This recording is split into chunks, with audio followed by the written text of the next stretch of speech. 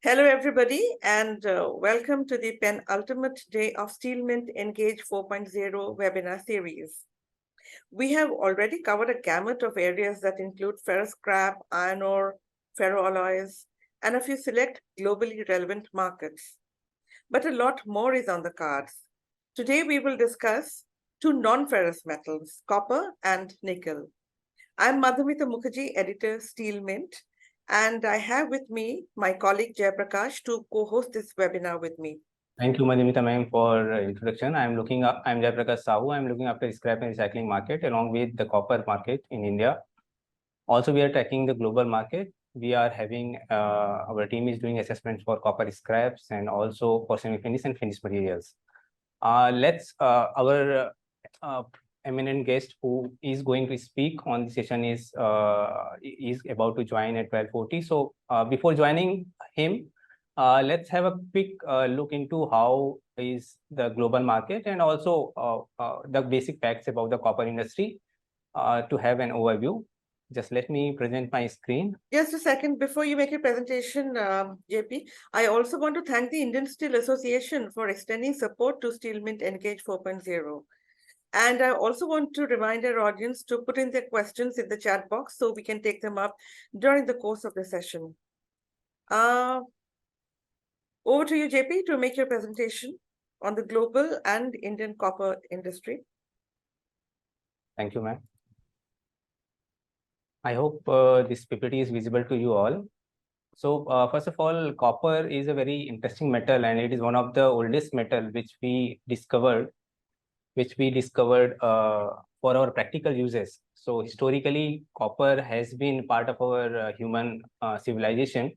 And in Earth crust, if you see, copper is around 0.007%. Also, if you look into the copper concentration, then in copper concentration, it is 0.5 to 4%. If you talk about the reserve, the global reserve is around 690 million tons. It is estimated numbers, and Indian reserve is around 4.8 million tons. So, as per the estimation, if we continue the current level of production, so all the reserve will last for 30 years.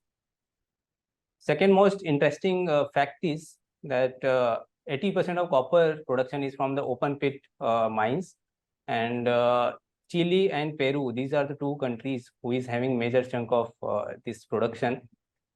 And the biggest mine located is in Chile. So these two countries separately cater 30% of global copper requirement. The biggest mine is Escondida, Chile, which is having 1.3 million ton copper content. Also, on a production side, if you look into the China is again a dominant player, just like in other metals. So it plays a significant role in base metal industry, and same goes with the China. So the biggest smelter is located in the China only. It is a Jiangxi, and it is having a 1 million ton per annum production capacity. So if you look into the copper industry value chain, then copper ore contains around 1% copper, and then after vinification, it becomes 70 to 25% content when it converts to copper concentrate. And after smelting, we get anode, which is of 99.5% purity. And then comes the refining part, where we get cathode of 99.99%. Again, these after refining, these cathodes are converted into the different semi-finished forms like CC wire rod, and also if we are looking for the flats, then also some coils are made out of it. So let's look into which are the major players in India and who are contributing to this India's production. But before going to that, let's look into the different products which we get out of copper anode. So this is the forward integration. So after making cathode, we make copper tubes and foils, also the profiles and copper sheet. With CCR wire rod, I think most of the application of this copper material is on The electrical segment, so by making CCR or continuous cast copper rod, we also get copper wires, and also we make some coils.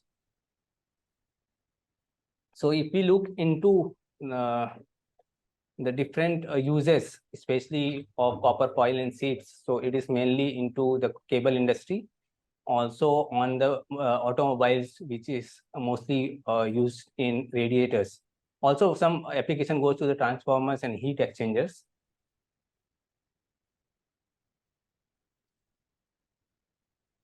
So copper flat, bus bar, and profiles. So these are three products which are mostly used in switch gears, and also as it is indicated in the slide, it is mostly used in electrical applications only. Yeah.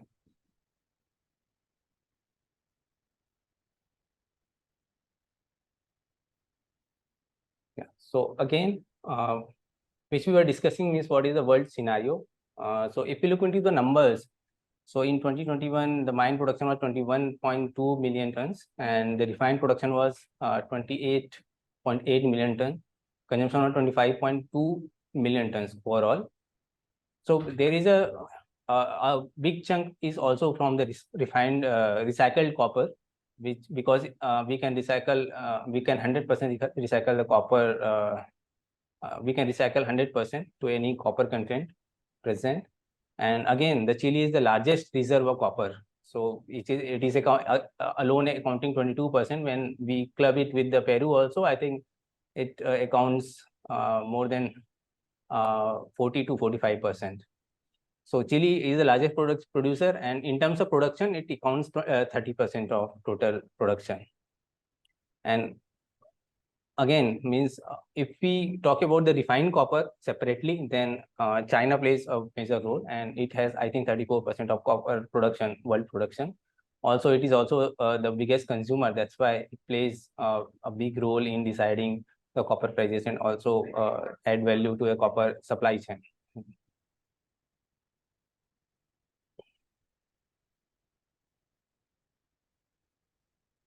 So if you talk about the Indian scenario, means what is the Indian market? So right now, as per estimation, I think 370 million tons is the total reserve of India. So if you look into the content, wise, it is 4.8 million tons. And also on a resource size which is discovered, I think it is 1025 million tons, and 7 million tons copper as a content is available to us. So the biggest company who holds major business in India is HCL, Hindustan Copper, who is having 2/3 of country's reserve. Also, just because of enough availability of copper ores, we import 95% of copper concentrate for our Indian requirements. So definitely we are the import dependent in terms of copper. And one of the basic facts is that Rajasthan is the largest resource of copper in the country, which is followed by the Madhya Pradesh and Jharkhand, who is having total, these three states account for 93% of total reserves. So these are the three major companies who is working in Indian market from a primary copper production side. So this first one is the Hindustan Copper, which is vertically integrated producer in the country. But right now, they are only doing business in mining part. Second one is Sterlite Industries Tuticorin, and that is of Vedanta Group. But they are not able to, this plant is not functional right now. The smelter is not working out.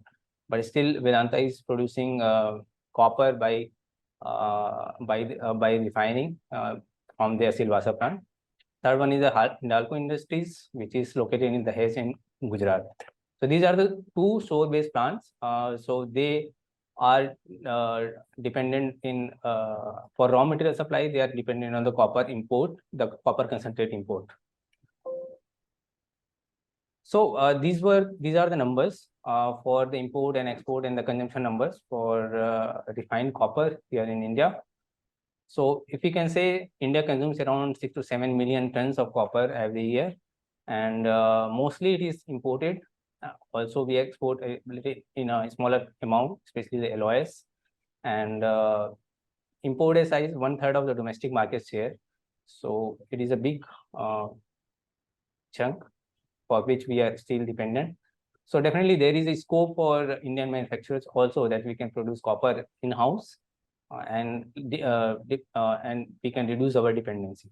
So this was all about the basic facts about the copper industry. Thank you, JP. Yeah. Thank you so Thank you. much. We have our guest, Mr. Santosh Kumar, who's the CMO of Vedanta's copper business with us. Our topic is outlook on India's copper industry. India has traversed from dependence on imports to self-reliance in copper, and there is scope for capacity expansion. Till 1996, India was completely dependent upon imports. After COVID, India's per capita copper consumption has remained the same, but applications have increased. Copper will be a vital material amid India's clean energy push. And at a time when we are increasing our usage of electrical vehicles and gradually shifting to renewable energy like, say, solar, copper consumption will inevitably rise. It is said that India's copper consumption in India will be close to 5 million tons by 2047, the year of India's independence centenary. But we will discuss a lot more on the subject. I now ask Mr. Santosh Kumar, CMO Vedanta's copper business, to take over. Mr. Kumar has over 19 years of experience in sales and marketing and business development, project procurement and execution, and supply chain management. In particular, he has immense experience in areas of manufacturing and metals and mining. Vedanta Limited is a globally diversified natural resources conglomerate with interests in oil and gas, iron ore, steel, copper, and various other industry segments. Over to you, Mr. Kumar. Hi, thanks, Madhumita, and good afternoon to everyone. I'm sorry I was stuck up in some other call, so I joined late. No So, problem. good afternoon, everyone. JP, can you just present my PPT? Yeah. Sure, sir. Is it visible to everyone? Yeah. Yeah. Okay. Yes, it's visible. Oh. So basically, basically, you know what is the normal processing about the copper, because we all know India is mostly import dependent. Close to 95% is the import dependent, because we have a very less reserve of copper concentrate. So how we are making it? We are importing copper concentrate of blister, which is a process raw material. Then we are making through smelter, and we are making through the refinery. Now go to the next slide. So here we will talk about what is the prevailing issues with the copper industries. You know, over the period of time, the most important, if you remember, during Engage 3, I talked more about the security of the raw material, how China is placed with respect to the security of the copper raw material.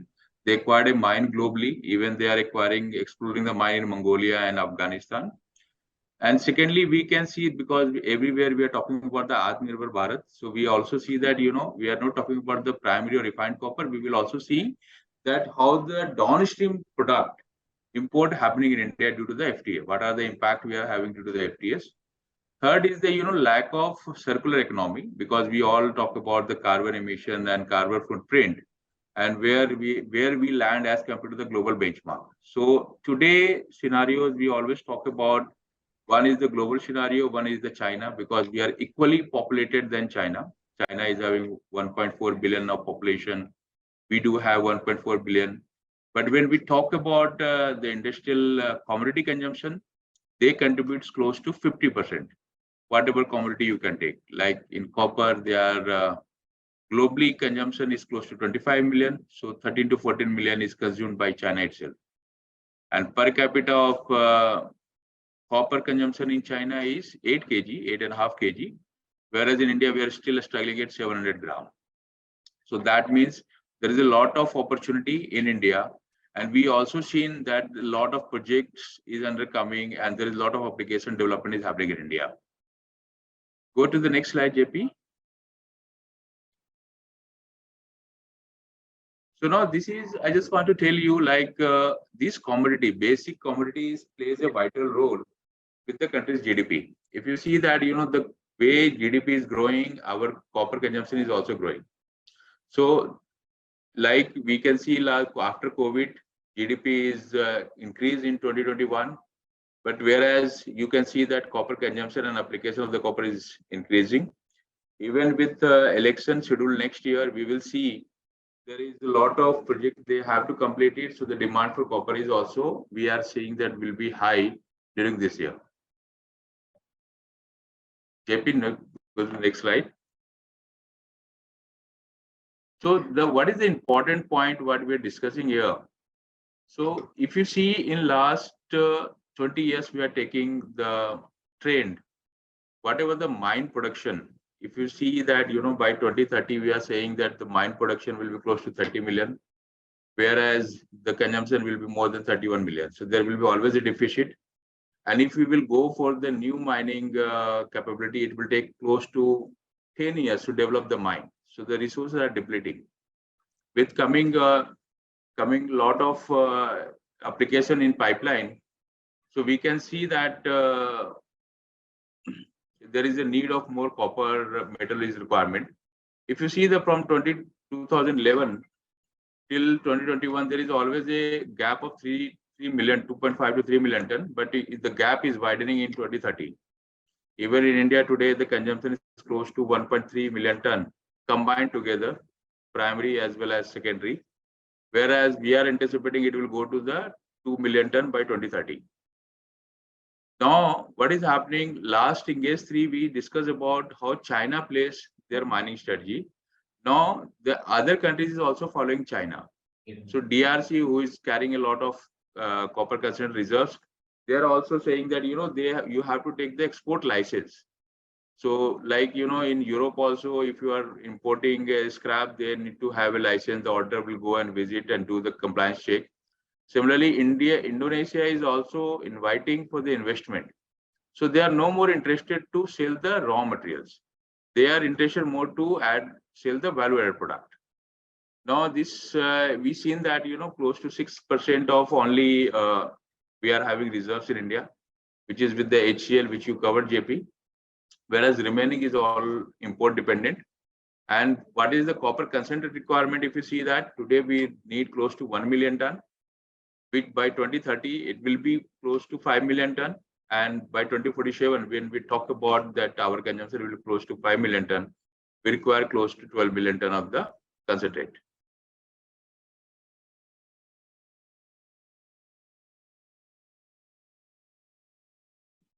See, there is always, we talk about how we can take copper as a mainstream, because where India, there is a need of certain attention. If you see that crude oil, where again, India is fully dependent upon the imported crude oil, because hardly 15% we produce. Again, our company is only producing. There is a zero duty on the importing the crude, and refining is happening in India. Same way, if you see in the copper, 97% or 96% is the import dependent, whereas we have to pay the 2.5% and 5% as a duty. So if we have to encourage Atmanirbhar Bharat, or we have to develop the downstream, we need to work on the advocacy part, how we can support them. JP, to the next slide. This is, I just want to give you the highlight, about how the import is happening. It is just about the import, nothing to do with the Indian consumptions. If you will see how the FTAs is impacting us, if you take the example in last 4 years, you see that 200 KT import is happening from wherever the countries we are having signed the FTA. Is Japan is a FTA, and or Asian countries FTA. We are having an inverted duty structure. Like we are importing a raw material after paying 2.5 or 5% of the duty, whereas downstream is coming at a 0% duty. So that is basically competing our local industries, how they can survive, because they are buying at the raw material at the higher price. Then we have to see that how we can protect our local downstream industries. Go to the next slide, JP. This is, I just want to talk about how the downstream application hurting our industries, copper industries in India. If you see, 92% of the wire import is coming from the Asian regions. That could be Indonesia, Malaysia, and Thailand. And 84% of the copper tube import is happening again from the Asian countries. So what is happening? All these countries are becoming the manufacturing hub, whereas, and they are giving the tough challenge to our local manufacturers. And 31% of Indian rod import is happening from the Japan. And if you see that, there is a forex outflow of more than $5 billion in last 5 years. So that is, again, we are having a loss. Now, we always do the advocacy with respect to the global practices. What is the refined copper? We are producing 70%. We have to see that how we can bring the recycled consumption into the mainstream. So if you see that close to 9 million ton, it is all every year coming as a recycling, through which we can reduce the carbon emission and the power cost. Go to the next slide, JP. You know, like I'm just reiterating the same thing. What is happening with the depleting mine reserves? Every country, regions is focusing on the recycling. All the Western countries is focusing on the recycling. If you see in USA, this Aerobis is bringing 80 KT of the recycling infrastructures or remelters with an investment of close to $350 million. Then EU scrap policies, if you are buying scrap from European Union, you know, they have to put up the auditors, and they are having a stringent compliance because they are promoting all the recycling into the same country and same regions. Go to the next slide. Here, I just would like to highlight you know, total average 20,000 ton of the import happening per month in India is close to 250 KT annualized. Whereas recycling rate in India is very low, 20%. Whereas if you see in aluminum also, like Novelis, they are using close to 85 to 95% of the recycling aluminum. Similarly, Aerobis and everywhere their people is using the recycling metal, and they are having fantastic ecosystem in place, where we, India, also have to learn from the global practices, and we have to implement in India. If you see that, you know, we don't have a structured in place or BIS standard. That's where roots are coming in India. Roots are basically, you know, it's unprocessed scrap, which that's the reason, because we don't have any standard. That's why it is coming. And if you see that through recycling way, only 2% of the copper is processed in India. We say this, if you world average, you can see is the 40%. So that's the key that we have to look into it. Go to the next slide. How Vedanta, we are being a second largest copper producer in India, how we place, because we are doing the strong advocacy for all this. We taken a target that 25% of our production we will do through the recycling route, where we will take it and we will do through the refining route. And then it will reduce close to 65% of the carbon footprint on per metric ton of the green copper basis. And where we are just trying to organize, make it complete a value chain for the handling the scrap, and it will reduce to 57% of the emission reduction by financial 30. Now, if you see that, as I said, refined copper structure today out of 1.3 million ton is close to 8.8 million ton is the refined copper. Remaining is 500,000 is close to the secondary copper, which need to be again come as a refined process. So by 2047 or 2050, the overall consumption in India is projected to be 5 million ton. There are few things what we as a industry, we can take a call. One thing, you know, we can put up an investment in a copper industry, like, you know, Sterlite is there, Birla is there, Adani is coming, Indo-Asians are coming, and that will create employment of more than 6 lakh people. Now, but if we will not do the investment, what are the options? So India will remain import dependent for everything, be it a downstream or be it a upstream metal, and we will have a exchequer loss of close to $145 billion by 2047.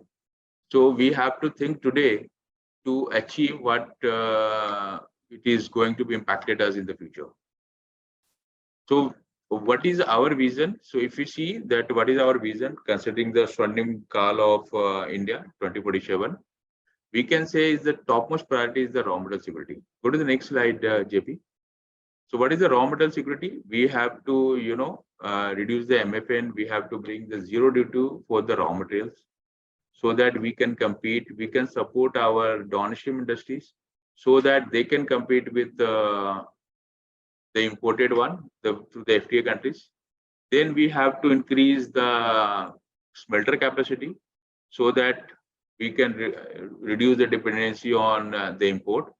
Third is we have to look into the circular economy. We have to bring a structure in place for import of copper scrap.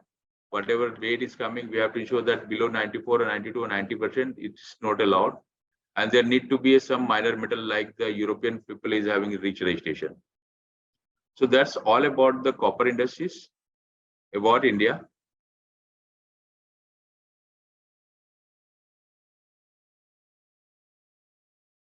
Yeah.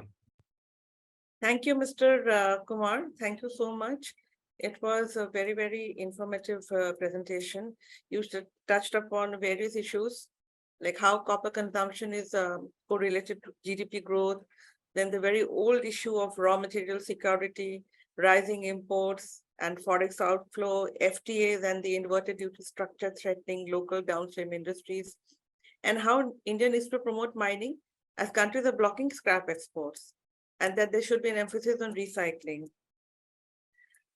You did touch upon to achieve a fivefold increase in consumption. You said that investment is the need of the hour, and you touched upon how raw material security can be achieved. But India, I believe, also needs to work on factors like pricing. And how can we work on this, especially since China controls copper prices? See, the prices will remain with the China because they are playing with the leverages with the volume. As I told you, when we talk about the GDP, China only contributes less than 10% of the world GDP. But when we talk about the industrial commodity, they are contributing more than 55%. In aluminum, world consumption is close to 70 million ton, whereas China is making and consuming close to 42 million ton. Similarly, in copper, they are consuming more than 13 to 14 million ton, which is more than 55%. So the dominance will remain with the China, unless we encourage our investors, we encourage our businesses to put up more investment into the copper. Right. Thank you. Thank you, sir. I think it was really an insightful presentation to know about the copper market. But I think there was one news which broke commodity market was that Vedanta is entering into the nickel production also, and you have also acquired one and only producer of nickel, refined nickel here in India, that is Nicomate.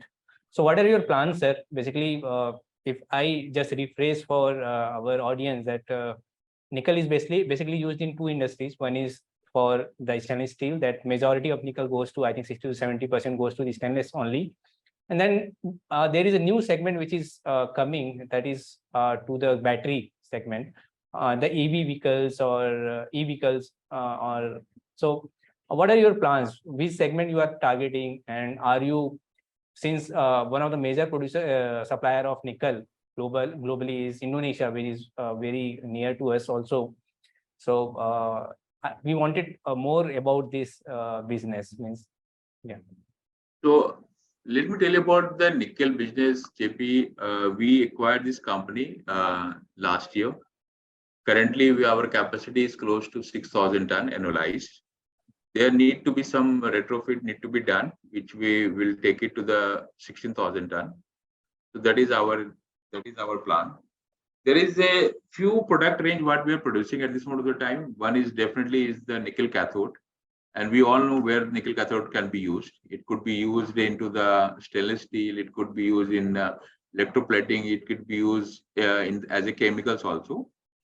So today our focus, and nickel is also going to be used into the lithium-ion battery into the EV vehicles. So our preliminary focus, because we are the only producer in India who is making the nickel.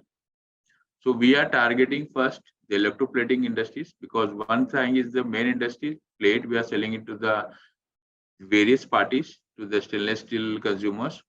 And second part, like nickel sulfate, what we are making cobalt sulfate, we are making magnesium sulfate.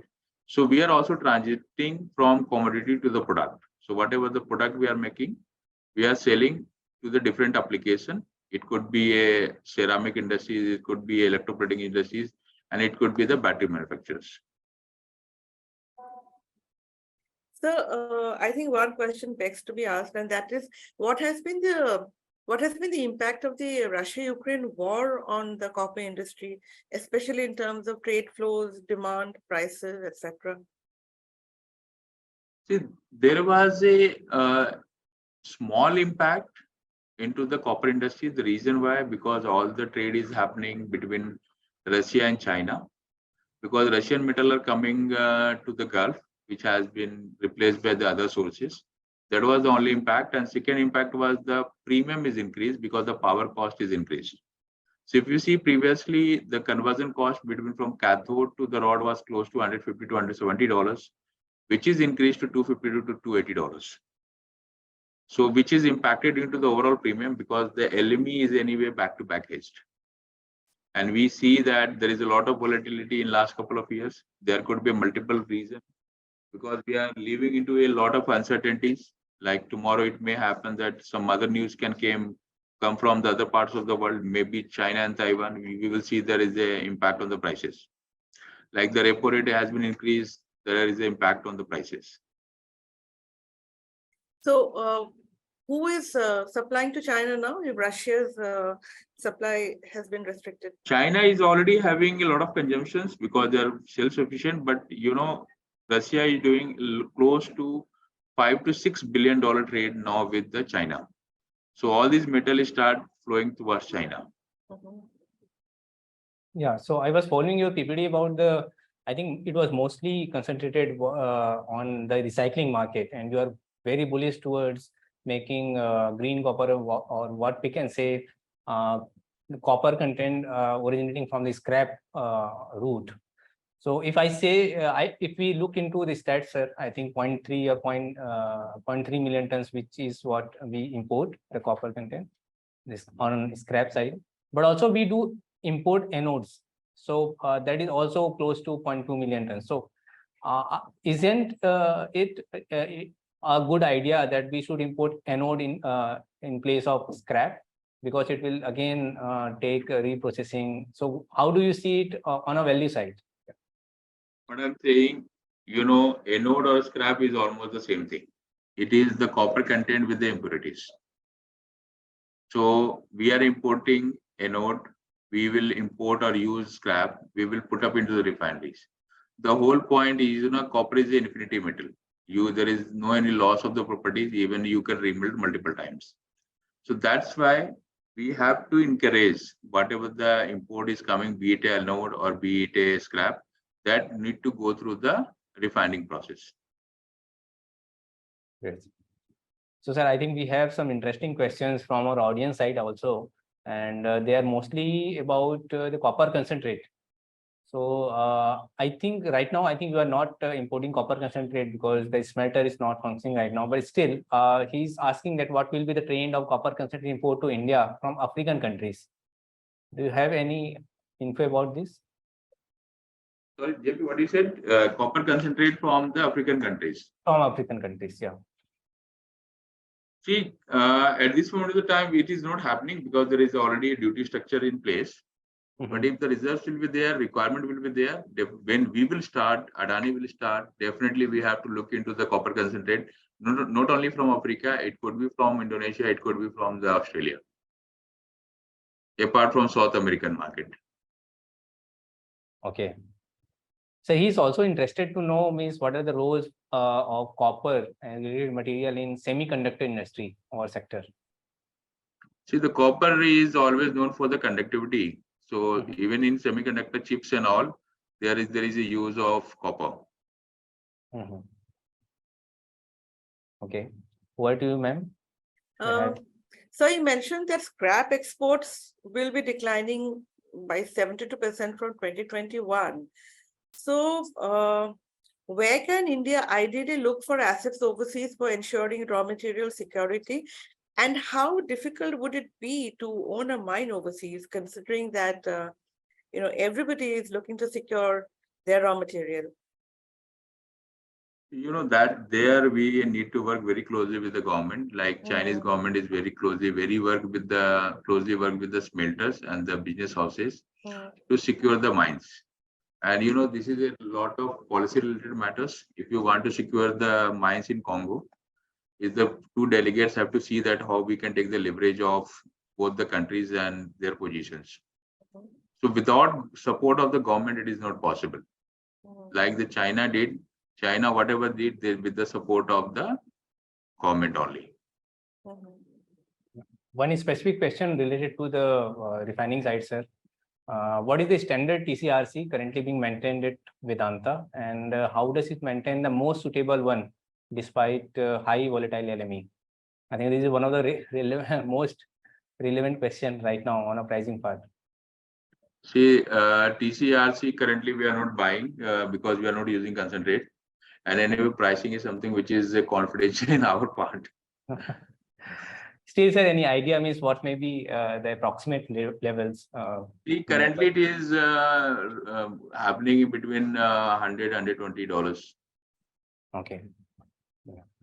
And again, another question. I think people are more interested on the copper concentrate part. So they are asking that has the import of Russia copper concentrate has rise, and do you believe the semicon and electronic manufacturing shift from China to South Asia region would impact Indian copper market, especially from South America region?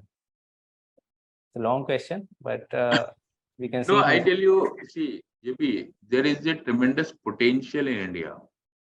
Whatever commodity you will take.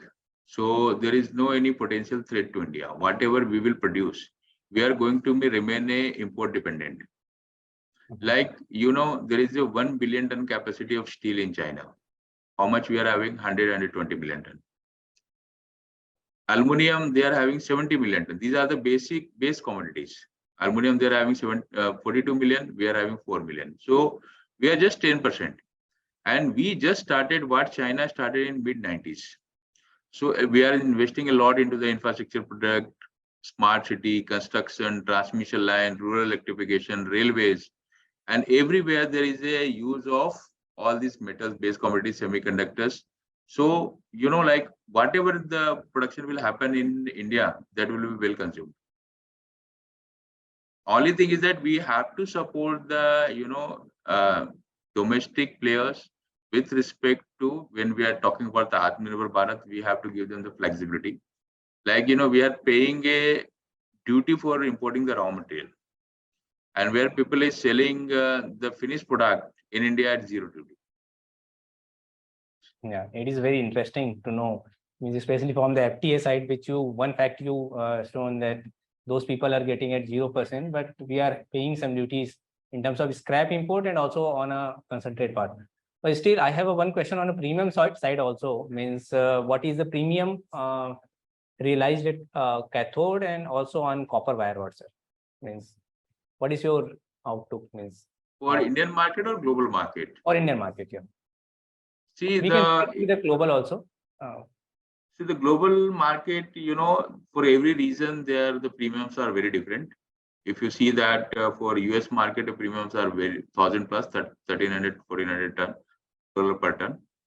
Normally, in other market, it is trading between 500 in the range of 500. Even in Indian market, it is between the 500 to 550 dollar per ton is the premium on the landed basis. And for cathode, if you see that again, cathode, if it is coming under the fuel duty, the premiums are different. If it is coming from African countries, you could get into the as good as at the $50. But when it is coming to the Japanese, where is the FTA? This is another challenge we have to understand. Whatever FTA we are signing with the countries, the company is taking the benefit. Like if we are buying the cathode from $50 from African countries, Japanese is charging $300.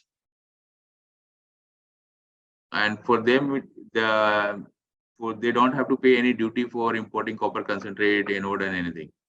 So they are having another margin because they are doing the bit of validation and they are charging more premium when they are selling to the Indian market. Okay. So I think one final question I should take, considering the time. So sir, is there any other plans on a nickel business? Means you are mostly focused on the refining side.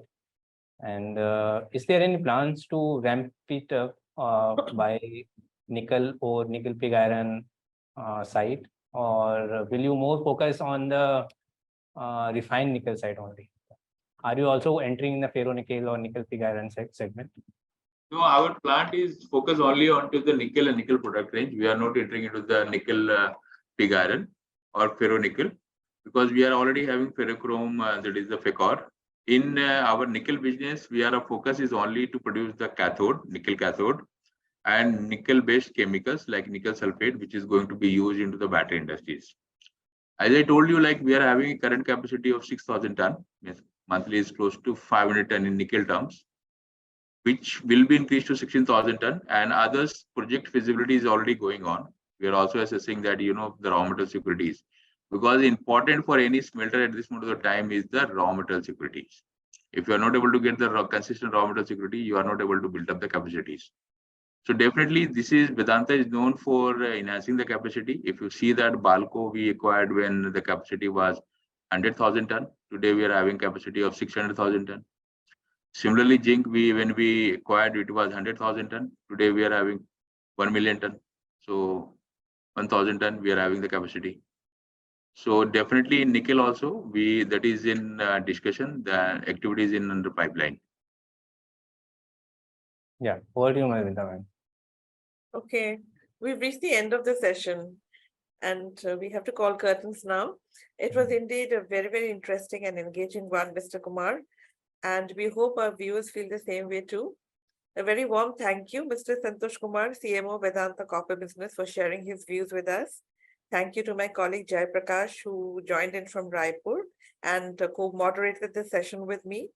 A big thank you to the Indian Steel Association for the support to webinar Engage 4.0. I'm Madhumita Mukherjee, editor Steel Mint, saying bye till next time. Bye, everyone.